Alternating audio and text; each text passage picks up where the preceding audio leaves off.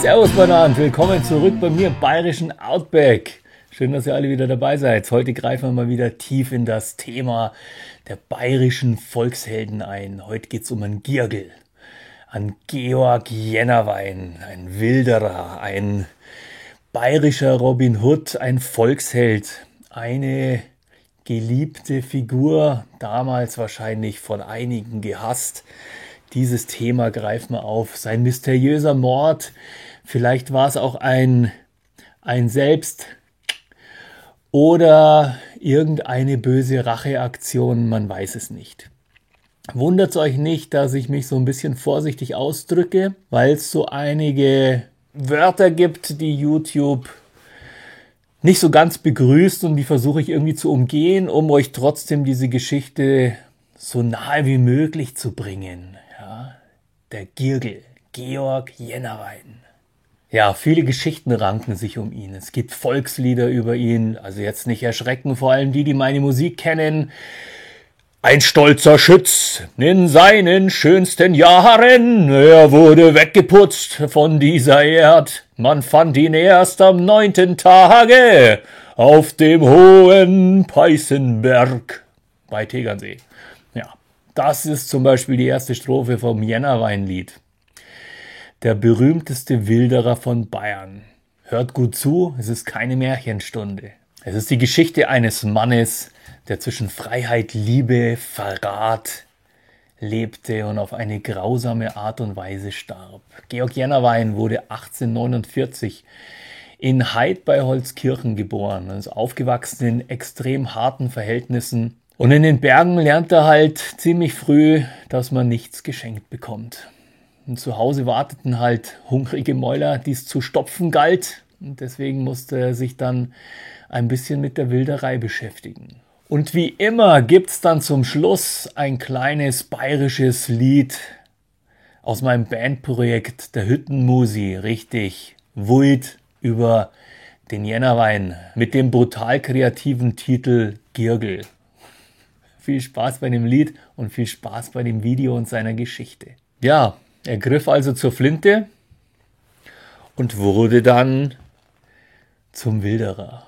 Er stahl wild, um die Obrigkeit zu ärgern, und er stahl wild, um seine hungrigen Mäuler zu stopfen, um die armen Leute im Dorf zu versorgen. So wurde die Wilderei dann zu seinem Leben.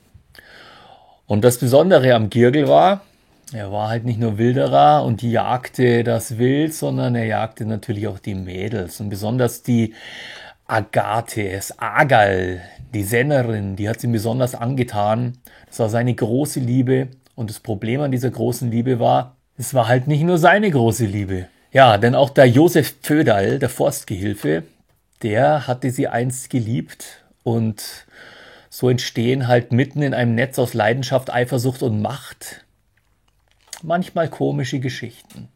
Und nicht im Sinne von lustig komisch. Am 6. November packte er dann seine Spätzeln und zog mit ihnen ins Revier, um ein bisschen Wild zu besorgen. Und sie ahnten natürlich nicht, dass das Jennerweins letzter Tag werden sollte. Da er vom Pföderl, vom Jagdgehilfen und anderen Förstern aufgespürt worden ist und gestellt worden ist, ging es halt dann recht grausig zu Ende mit ihm. Die offizielle Geschichte heißt Notwehr. Das heißt, ein Schuss traf ihn in den Rücken, was man später feststellte, und einer ins Gesicht. Sein ganzes Gesicht war zerfetzt, sein Kiefer hing im Baum. Und man hört schon, dass ein Schuss in den Rücken ja relativ schwierig mit Notwehr entschuldigt werden kann. Also für viele war sofort klar, dass es Eifersucht, Verrat, ein geplanter Hinterhalt gewesen sein muss. Aber der Pföderl war halt nun mal die Amtsperson und sollte halt in dem Punkt auch Recht behalten. Das ist praktisch mal so die Geschichte dahinter, und es gibt zwei große Mysterien, auf die wir heute mal eingehen. Das eine ist, wo ist denn das Grab vom Jennerwein? Und die zweite Geschichte ist, was ist damals wirklich passiert, weil angeblich, wenn man den damaligen Gendarmerieberichten Glauben schenkt, dann hat er, als sie ihn gefunden haben, eine Zehe im Abzug seines Gewehrs gehabt. Ja. Könnt ihr jetzt schon mal ein bisschen drüber nachdenken, während ich weiter erzähle, was das bedeuten könnte. Aber fangen wir erst einmal mit seinem Grab an. Bei dem Grab ist es so, Es wurde mehrfach verlegt, das Grabkreuz wurde geklaut oder versteckt oder vernichtet oder aus Eifersucht kaputt gemacht. Zum Schluss wusste eigentlich keiner mehr, wo der Jennerwein eigentlich begraben ist. Wahrscheinlich war auch der Grund, dass viele Leute einfach nicht neben einem Wilderer begraben sein wollten, also neben einem Gesetzesbrecher, neben einem bösen Kerl, wie auch immer. Deswegen haben sie den dann wahrscheinlich kreuzlos da einfach liegen lassen. Vielleicht noch ein bisschen was für die Ortsunkundigen. Mit Peißenberg ist nicht das Peißenberg in der Nähe von Schongau gemeint, sondern da ist das Peißenberg gemeint zwischen Schliersee und dem Tegernsee. Und auch am Schliersee findet ihr den Friedhof mit dem angeblichen Jennerweingrab. Es wissen also wenige, wo er wirklich begraben ist. Und wenn ihr auf den alten Friedhof marschiert, dann geht nicht direkt vor der Kirche zum Jennerweinkreuz, sondern schaut ein bisschen auf der Kirchenmauer entlang, wo die leeren Patronenhülsen liegen.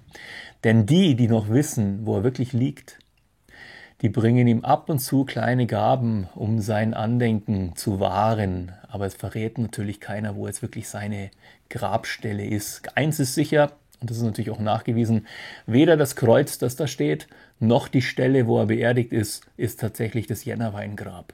Kommen wir zur nächsten, weitaus spannenderen Geschichte. Was ist da oben wirklich passiert?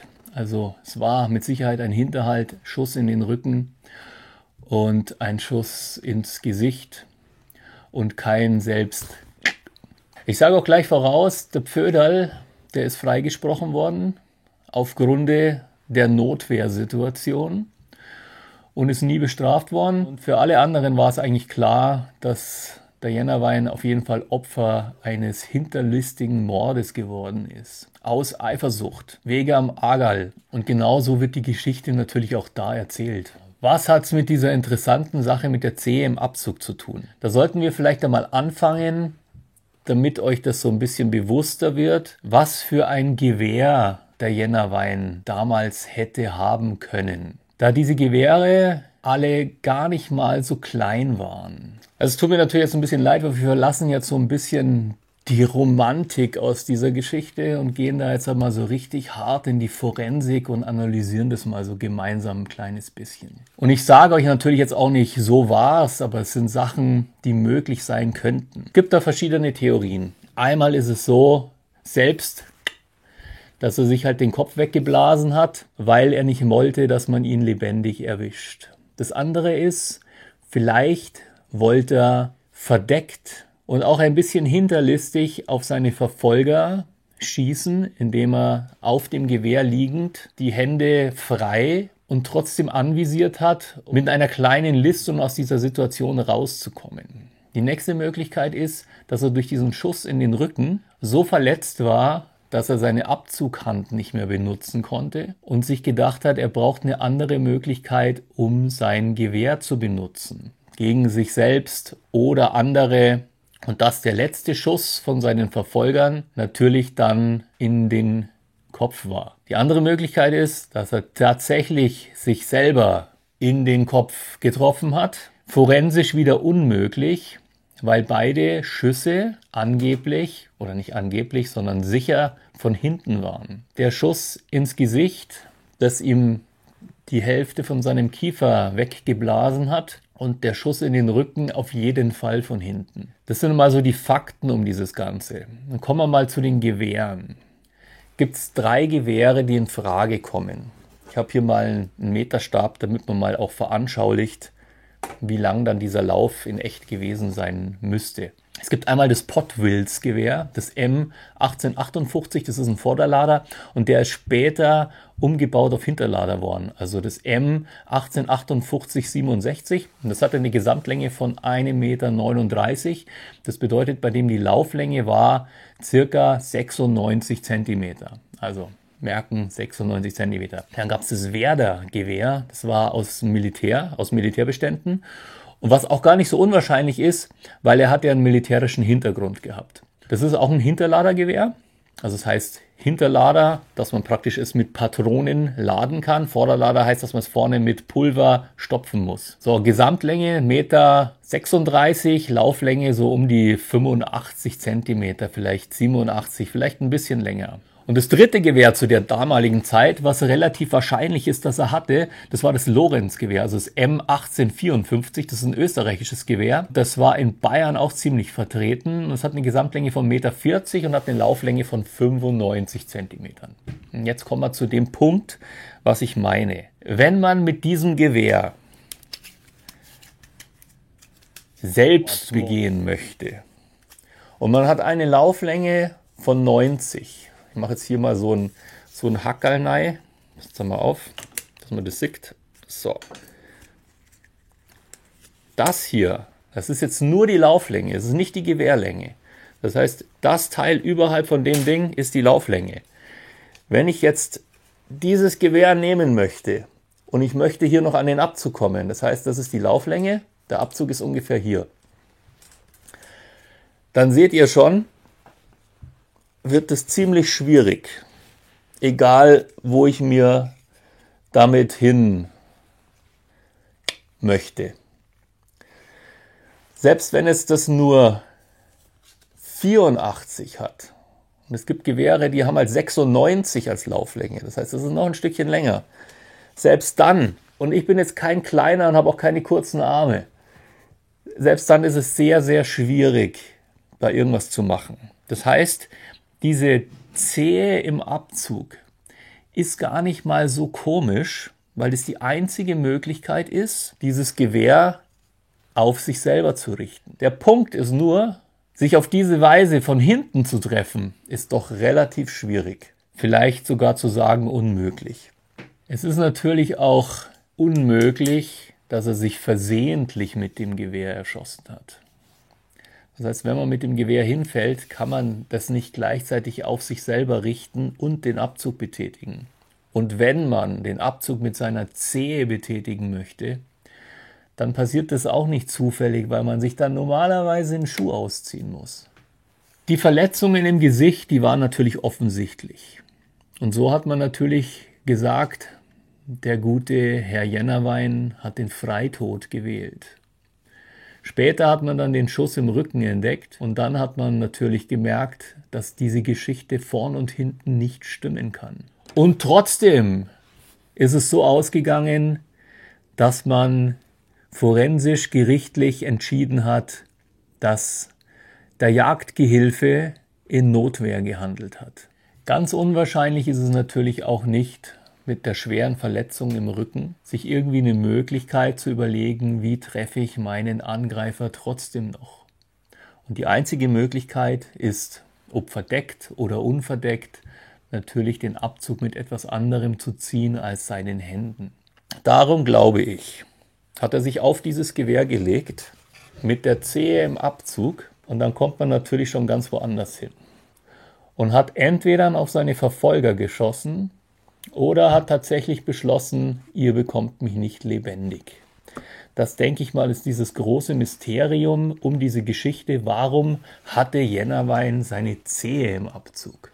Ich habe 2 von diesen Gewehren in echt, aber ich habe beschlossen, sie nicht in diesem Video zu zeigen, weil ich mir ziemlich sicher bin, dass es dann wieder irgendwelche Probleme gibt. Also ein Werder und ein Lorenz-Gewehr, das sind schon richtig schöne Oldtimer. Kommen wir wieder zurück zur Jennerwein-Geschichte. Also ihr seht, von der Beweisführung her schwierig, sich mit so einem Gewehr mit der Hand selbst irgendwo hinzuschießen. Also unser geliebter Girgel, feige hingerichtet vom Föderl irgendwo im Wald und dann da tagelang liegen gelassen.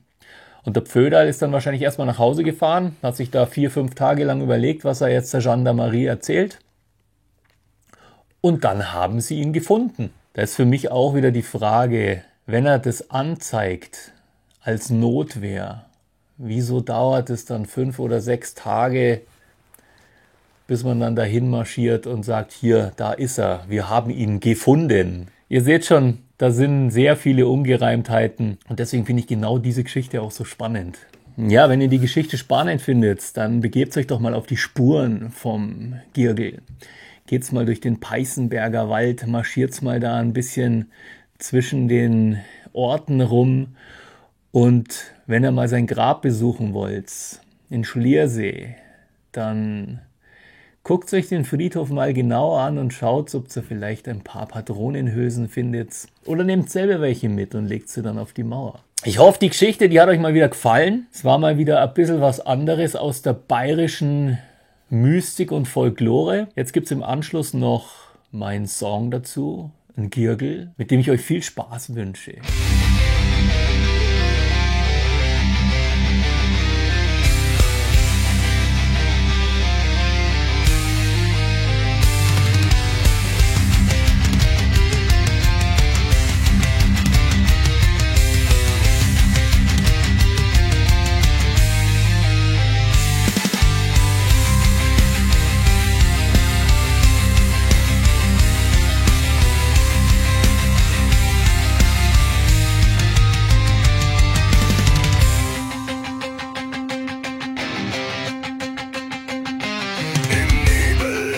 Morgens, wenn's Blut leise friert, schleicht ein Schatten durchs Revier ganz ungeniert. Kein Jäger, kein Herr bremst meine Gier. Ich bin der Wolf in eurem Revier. Ich bin der Schuss, den keiner kommen sieht. Das Herz, das pocht, wenn die Stille flieht. Euer Gesetz ist mal wieder Papier im Wind. Ich bin der Tod, der im Wald einfach nimmt. Ich jag für das Leben, nicht für den Preis, für den Hunger im Bauch und auf kein Geheiß. Doch wer zu hoch steigt, den holt der Verrat. Ein Freund wird zum Henker, wenn Liebe naht. Ich bin der Schuss, den keiner kommen sieht. Das Herz, das pocht, wenn die Stille flieht. Euer Gesetz ist mal wieder Papier im Wind. Ich bin der Tod, der im Wald einfach nimmt. Kein Grabstein verrät, wer am Abzug zog. Nur das Echo im Wald, das mich betrug. Mein Blut sickerte tief in den steinigen Grund. Mein Vermächtnis lünt weiter in Volkes Mund. Wenn ihr im Forst das Geäst knacken hört und ein kalter Wind euch in die Seele fährt, dann wisst, ich bin's, der im Dunkeln sucht. Ein Schuss aus dem Hinterhalt.